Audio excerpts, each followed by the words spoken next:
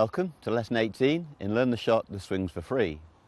And in the first section of today's lesson, we're going to talk about the running chip, or the classic Scottish bump and run if you're from north of the border. The key element in the short game is to have a sense of touch or a sense of feel. What's the difference between a 38-yard chip and a 36-yard chip? The answer is 2 yards. But you can't play the shot within 2 yards without a great sense of feel or a great sense of touch. So it's important to make a good decision about the correct shot to use. Once you've made the decision about which shot you're going to make, the procedure is then very important. But you're left with feel. So it's D, P and F. Make a good decision, have equally good procedure, and all that is left to do then is to feel the shot. And as a kid I used to spin pebble across the pond, or I used to play marbles with my friends. There were no textbooks for those activities. You just learned to improvise. So here we are on the Marquis putting green, and I'm just going to roll a golf ball like it was a marble to 3 separate flags. So here we go.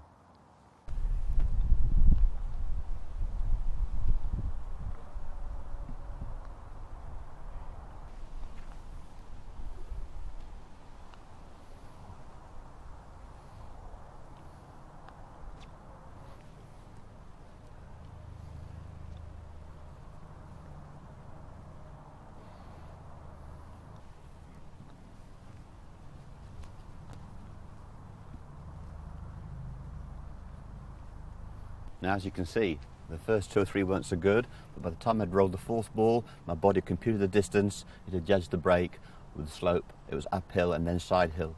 So it was quite a complex task to get the distance right with a varied line, but the onboard computer knows how to do it. What you've got to do is to give it a chance to do so. Even at your home course, the pace of greens can vary from day to day. And when you visit other courses, the pace of their greens may be different to the ones at home. One of the best ways of acclimatising yourself to the greens is to hit putts with one hand. A minute ago I was rolling the golf ball like a bowling ball for you, but now I'm going to hit one-handed putts just to give myself a sense of feel. Interesting to note that Tiger Woods, when he goes out on the putting green, the first 10 or 15 minutes he hits short putts with his right hand only. People say you've got to take the hands out of the putting stroke. I don't think that's true. Your right hand has to be articulate and creative and has to be well disciplined. So if it's good enough for Tiger, I think it's good enough for us. So I'm going to hit some long putts now, just using my right hand only and the flat stick. So this is a big long putt. This is 60 feet plus, and there's a break from my left to right. So having rolled the ball with just my right hand, I'm now going to roll the ball using the putter. It's better set up as you normally would, and then put your left hand behind your back. Then strike the putt with your right hand only. So my decision is to take the putter. My procedure is to aim according to the break that I see. So I go through my routine as normal. I then place my left hand behind my back. D, P and F, decision, procedure. All I'm left with now is worrying about how hard I'm going to hit the putt.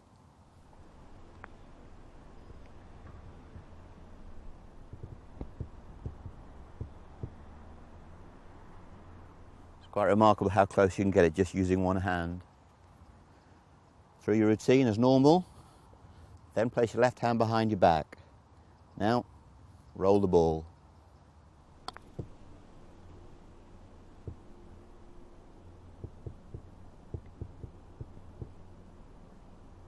Once you've got a feel for that, then revert to 2 hands.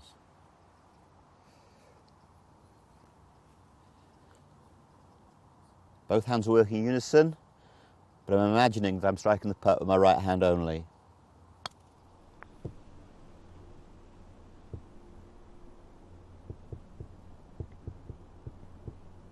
I don't know about you, but I'd rather have a dodgy putting stroke with great feel than a great stroke and no feel at all. Some of the best putters in the world have slightly idiosyncratic putting strokes that loop a little bit.